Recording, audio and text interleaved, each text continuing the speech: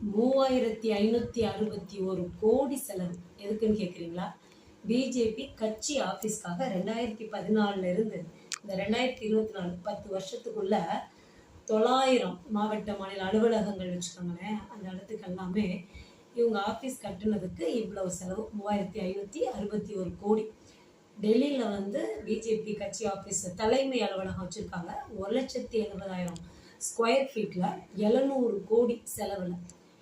இவ்வளவு கோடி செலவு பண்ணி இவ்வளவு பிஜேபி கட்சி ஆஃபீஸ்க்கு பண்ணியிருக்கிறாங்க. ரைட்டு, இதுக்கெல்லாம் பணம் எங்கேருந்து வந்தது?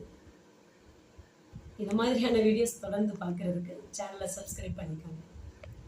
இப்போ ஒரு ஹோட்டல் ஆரம்பிக்கிறாங்க அப்படின்னா அந்த ஆரம்பத்தில் மக்களை வந்து எப்படி வந்து கஸ்டமராக கொண்டு வர்றதுக்கு நாங்கள் வந்து ஃப்ரீயாக கொடுக்குறோம், அது மாதிரியான விளம்பரங்கள் பண்ணணும்.